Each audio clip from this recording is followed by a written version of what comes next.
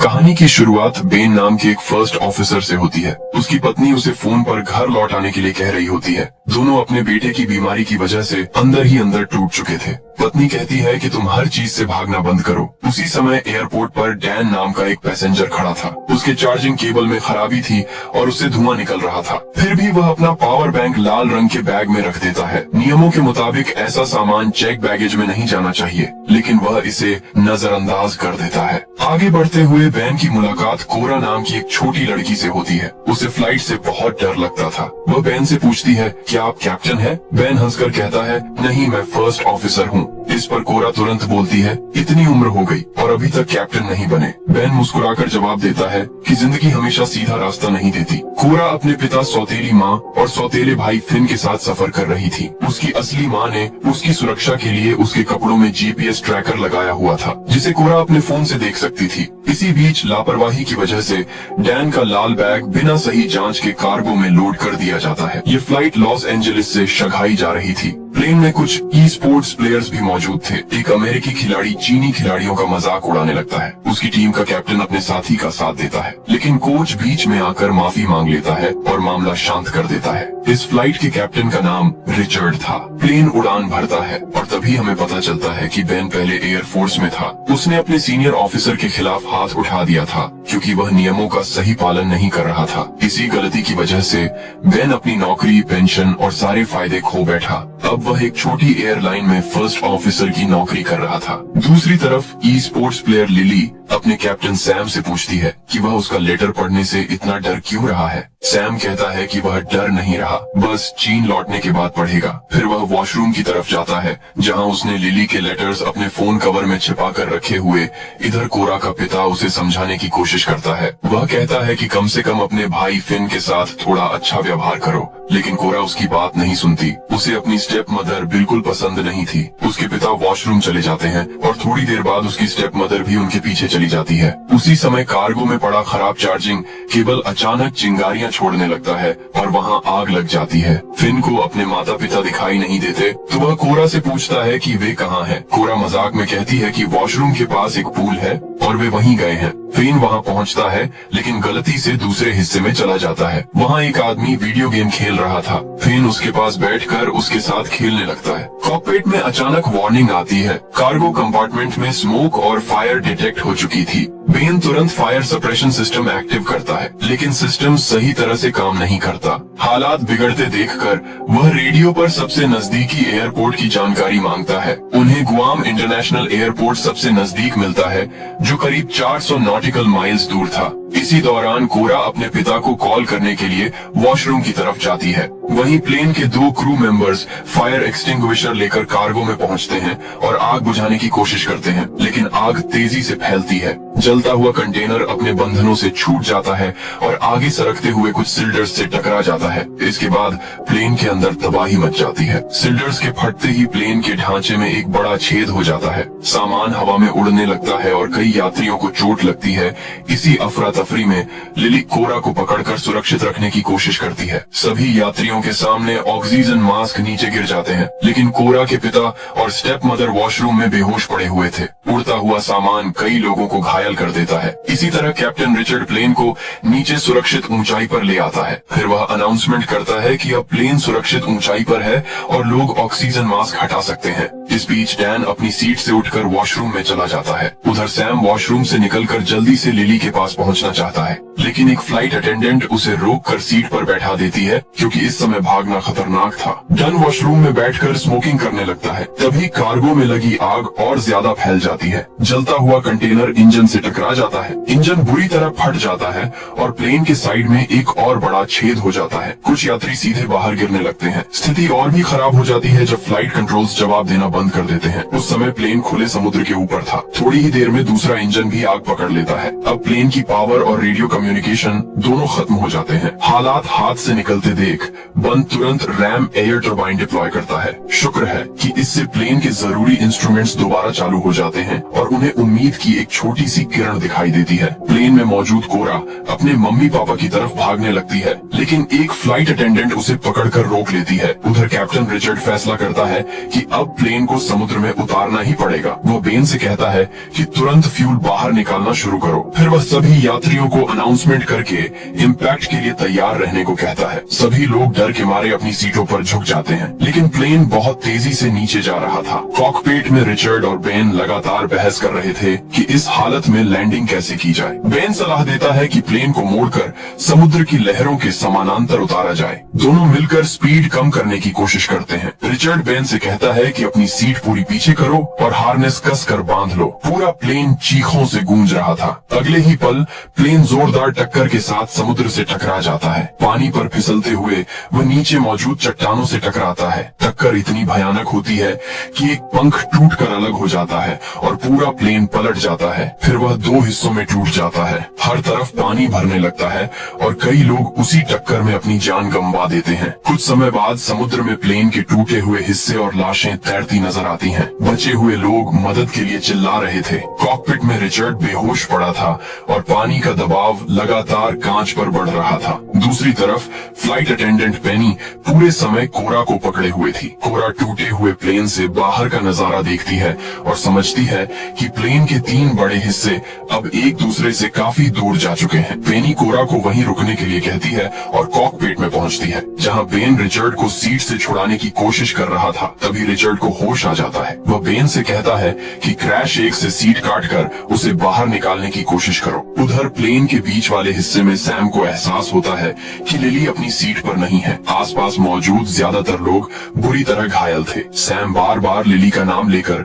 उसे पुकारने लगता है। दूसरी तरफ प्लेन का आखिरी हिस्सा उल्टा होकर पानी में तैर रहा था। वहीं फिन एक आदमी के साथ मौजूद था और फ्लाइट अटेंडेंट जोई भी उसके पास थी। इसी बीच लिली पानी में तैरते हुए प्लेन के टूटे हुए हिस्से तक पहुंच जाती है। उसके पैर से लगातार खून बह रहा था। कॉकपिट में बेन और पेनी पूरी कोशिश करते हैं, लेकिन रिचर्ड को बाहर नहीं निकाल पाते। ऊपर से कॉकपिट का कांच किसी भी पल टूट सकता था। बन समझ जाता है कि अगर वह रिचर्ड का पैर काटेगा तो वह खून बहने से मर जाएगा। तब रिचर्ड उसे कहता है कि दरवाजा बंद करके यहाँ से निकल जाओ, ताकि पानी सिर्फ कॉकपिट में ही रहे और बाकी हिस्से में न फैले। फिर वह बेन से कहता है, अब ये प्लेन तुम्हारा है, घर जाओ और अपने बेटे के साथ रहो। बेन वहाँ से निकलने लगता है तो रिचर्ड उसे ईएलटी चेक करने के लिए याद दिलाता है। बेन बाहर का हाल देखकर सन्न रह जाता है। प्लेन के आखिरी हिस्से में ज्यादातर लोग मर चुके थे और पूरा हिस्सा उल्टा होकर पानी में फंसा हुआ था। उसी समय वॉशरूम में फिन की माँ को होश आ जाता है। वह कोरा के पिता को भी जगाती है, लेकिन जैसे ही वे दरवाजा खोलते हैं पानी तेज रफ्तार से अंदर घुस आता है। कॉकपिट में अकेला बैठा रिचर्ड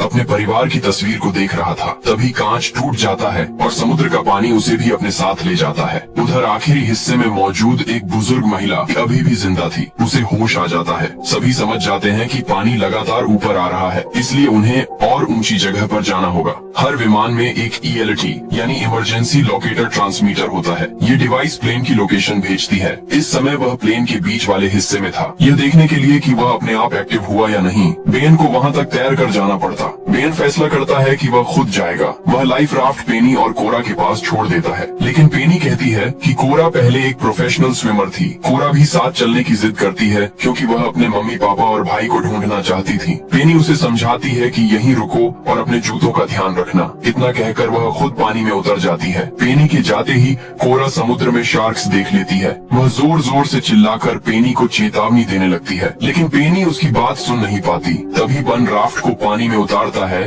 और दोनों पेनी की तरफ बढ़ने लगते हैं। दूसरी तरफ प्लेन के आखिरी हिस्से में फंसे लोग सिर्फ एक एयर पॉकेट की वजह से जिंदा थे। अगर वे बाहर निकलने के लिए दरवाजा खोलते तो पूरा हिस्सा डूब जाता और सभी मर जाते। उधर समुद्र में शार्क अब पेनी के बहुत करीब पहुंच चुकी थी। उसे दूर से कोरा की आवाज तो सुनाई देती है, लेकिन शब्द समझ नहीं आते। अगले ही पल शार्क हमला कर देती है। बेन पूरी कोशिश करता है कि पेनी को ऊपर खींच ले, लेकिन वह उसे बचा नहीं पाता। जिस इसके बाद शार्क उनकी राफ्ट पर भी हमला करती है। बेन एक चप्पू से उसे पीछे हटाने की कोशिश करता है और किसी तरह उसे दूर भगा देता है। इसी दौरान प्लेन के बीच वाले हिस्से में मौजूद सभी लोग एक कोने में इकट्ठा हो जाते हैं। वजन एक तरफ आने से पूरा हिस्सा थोड़ा आगे खिसक जाता है। इसी बीच एक महिला फिसलकर पानी में गिर जाती है, लेकिन वह किसी तरह खुद को वापस ऊपर खींच लेती है। उधर उल्टे पड़े प्लेन वाले हिस्से में जोई मैट के घायल हाथ पर पट्टी बांध रही थी। सभी लोग मिलकर डरे हुए फिन को शांत करने की कोशिश करते हैं। दूसरी तरफ प्लेन के बीच वाले हिस्से में सैम सभी से कहता है कि कुछ लोगों को वापस पानी की तरफ जाना होगा। का हिस्सा एक कोरल रीफ के ऊपर अटका हुआ है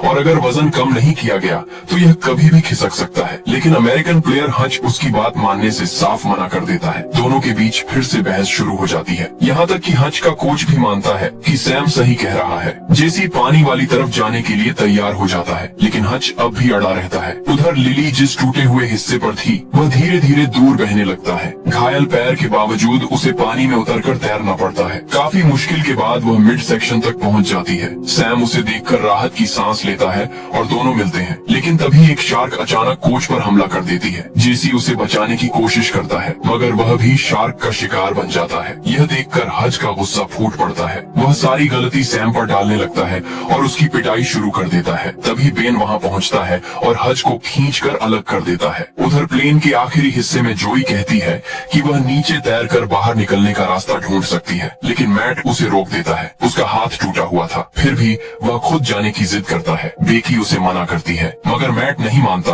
और एक हाथ के सहारे पानी में उतर जाता है। वह प्लेन के नीचे से रास्ता बनाते हुए आखिरकार सतह तक पहुंच जाता है। ऊपर आते ही वह जोर जोर से मदद के लिए चिल्लाने लगता है। तभी उसे कोरा के पिता दिखाई देते हैं, लेकिन अगले ही पल एक शार्क उन पर हमला कर देती है और उन्हें निगल जाती है। यह देखकर मैट दहशत में चीखने लगता है। वापस मिड सेक्शन में बेन सबको बताता है कि वे लोग सच में बहुत भाग्यशाली हैं। प्लेन में कुल 223 लोग थे, लेकिन अब उसे मुश्किल से 30 लोग ही जिंदा नजर आ रहे थे। यहाँ कुछ लाइफ राफ्ट भी मौजूद थी। 1ELT यानी इमरजेंसी लोकेटर ट्रांसमीटर को ढूंढना शुरू करता है। उधर कोरा अभी अपने पापा को ढूंढने में लगी हुई थी। आखिरकार बैन ELT चालू कर देता है और उसे पकड़ने के लिए डैन को दे देता है। तभी दूसरी तरफ एक शार्क कोरा की तरफ बढ़ती है और बैन दौड़कर उसकी जान बचा लेता है। लेकिन परेशानी यहीं खत्म नहीं होती। उनकी एक राफ्ट बहकर दूर चली जाती है और मिड सेक्शन में फिर से पानी भरने लगता है। इसी अफरा तफरी में डैन के हाथ से ELT छूटकर समुद्र में गिर जाता है। उधर सैम एक सूटकेस का सहारा लेकर अलग तैर रहा था। उसके साथ बेहोश पड़ा हंच भी था। जब बेन डैन से ELT मांगता है तो डैन बताता है कि वह पानी में गिर चुका है। ऊपर से वह उल्टा बेन को ही सुनाने लगता है कि अगर वह इतना जरूरी था तो खुद पकड़ कर रखना चाहिए था। इसी दौरान कोरा दूर सैम को तैरते हुए देख लेती है। बेन समझ जाता है कि अब उन्हें भी बचाना पड़ेगा, लेकिन तभी चारों तरफ शार्क्स घूमती नजर आने लगती है। डैन वहाँ जाने से मना कर देता है। वह अपनी जान खतरे में नहीं डालना चाहता था। गुस्से में वह बेन को मुक्का भी मार देता है और कहता है कि यह सब उसी की गलती से हुआ है। लेकिन बेन भी उसे जवाब में मुक्का मारता है और साफ कह देता है कि वे लोग वहाँ जाएंगे और डैन भी उसके साथ आएगा। कुछ देर बाद बेन और डैन सैम और हज तक पहुँच जाते हैं। शार्क्स लगभग उन तक पहुँच चुकी थी, लेकिन बेन सही समय पर दोनों को बचा लेता है। दूसरी तरफ उल्टे पड़े प्लेन के हिस्से में अब और इंतजार करना नामुमकिन था। बेकी वहाँ से जाने से मना कर देती है। वह सिर्फ जोई से कहती है कि फिन को लेकर निकल जाओ। जोई वादा करती है कि वह वापस आएगी और फिर फिन को साथ लेकर आगे बढ़ती है। रास्ते में उन्हें मैट की लाश दिखाई देती है। दोनों किसी तरह सतह तक पहुँच जाते हैं। पास ही एक बंद पड़ा लाइफ राफ्ट भी बहकर आ चुका था। उधर लिली अचानक आसमान में एक प्लेन देखती है। सभी लोग पूरी ताकत से हाथ हिलाकर मदद मांगते हैं, लेकिन वह विमान उन्हें देख नहीं पाता और आगे निकल जाता है। इस बीच जोई राफ्ट खोल देती है। वह फिन को उसमें बैठाने ही वाली थी कि अचानक शार्क हमला कर देती है, लेकिन इत्तेफाक से शार्क्स आपस में ही लड़ने लगती हैं। मौका मिलते ही जोई फिन को राफ्ट में चढ़ा देती है और खुद भी किसी तरह ऊपर आ जाती है। उसके पैर से काफी खून बह रहा था। कुछ ही सेकंड बाद वह बेहोश हो जाती है। अब फिन बिल्कुल अकेला था। वह जोर जोर से मदद के लिए चिल्लाने लगता है। तभी उसे महसूस होता है कि राफ्ट नीचे से हिल रही है। वह नीचे झांक कर देखता है तो एक शार्क राफ्ट से टकराती है, फिर संतुलन खो देता है और राफ्ट के किनारे लटक जाता है। उधर उल्टे पड़े हिस्से में पानी अब बेकी की गर्दन तक पहुंच चुका था। उसे अपनी पोती की याद आने लगती है। वह भगवान से दुआ करती है कि उसकी पोती की जिंदगी खुशियों से भरी रहे। उसी समय आसमान में एक हेलीकॉप्टर दिखाई देता है जो बचे हुए लोगों की तलाश कर रहा था। साथ ही एक चीनी फिशिंग शिप से भी संपर्क किया जाता है और उन्हें बताया जाता है कि पास में एक प्लेन क्रैश हुआ है, इसीलिए जितनी जल्दी हो सके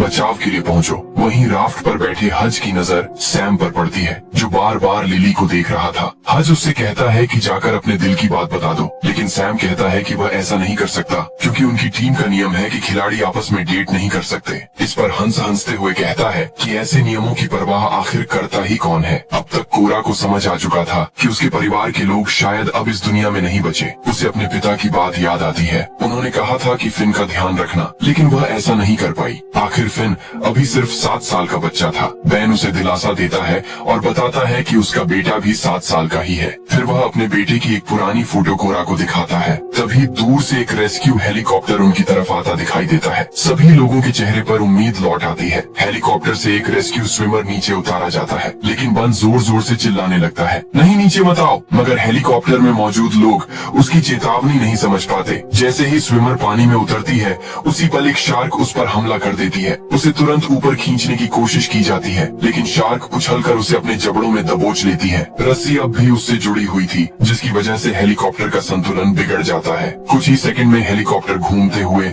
समुद्र में जा गिरता है। हेलीकॉप्टर के टकराने से उनकी राफ्ट भी पलट जाती है। लोग किसी तरह खुद को संभालते हैं और वापस ऊपर आ जाते हैं, लेकिन ऊपर खींचे जाते समय डैन एक फ्लाइट अटेंडेंट को धक्का दे देता है। वह सीधे पानी में गिरती है और अगले ही पल शार्क्स उसे घेर लेती है। उसी दौरान एक चीनी फिशिंग शिप वहां पहुंच जाती है। हालांकि जहाज उनके काफी पास नहीं आ सकता क्योंकि बीच में कोरल रीफ थी और पानी बहुत कम गहरा था। अब लोगों को खुद ही वहां तक पहुंचना था, लेकिन मुश्किल यह थी कि राफ्ट में पैडल ही नहीं थे। तभी बेन को एहसास होता है कि कोरा राफ्ट पर नहीं है। वह दूर टूटे हुए प्लेन के एक हिस्से पर अकेली खड़ी थी। बेन बिना समय गंवाए उसकी तरफ तैरने लगता है, लेकिन उसके पीछे पीछे एक शार्क भी आ रही थी। किसी तरह वह कोरा तक पहुंच जाता है और उसे अपने साथ चलने के लिए कहता है, मगर कोरा मना कर देती है। वह कहती है कि वह अपने डैडी के पास यहीं रहना चाहती है। बेन उसे समझाता है कि उन्हें बस थोड़ा सा रास्ता बदलना है। फिर वह कोरा को अपने शरीर से बांध लेता है और दोनों आगे बढ़ने लगते हैं, लेकिन चारों तरफ शार्क्स भरी हुई थी। यह देखकर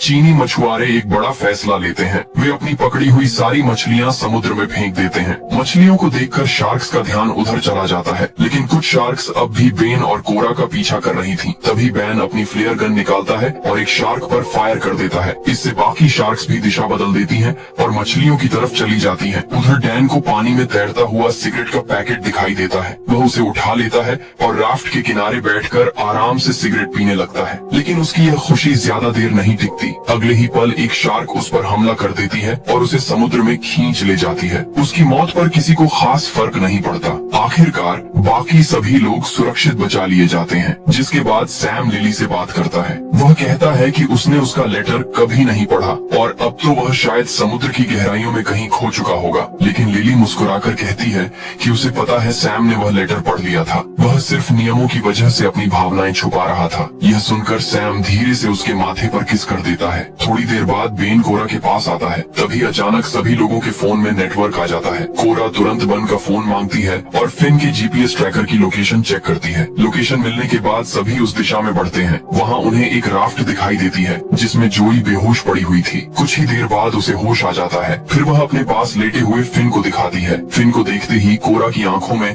खुशी के आंसू आ जाते हैं। दोनों भाई बहन एक दूसरे से मिलते हैं। कोरा उससे माफी मांगती है और उसे गले लगा लेती है। कहानी के आखिर में हमें पता चलता है कि बेन का बेटा कैंसर जैसी गंभीर बीमारी से लड़ रहा है। बेन अपनी पत्नी को फोन करता है, फिर अपने बेटे से बात करता है और कहता है, मैं घर वापस आ रहा हूँ। और इसी भावुक पल के साथ इस कहानी का अंत हो जाता है। तो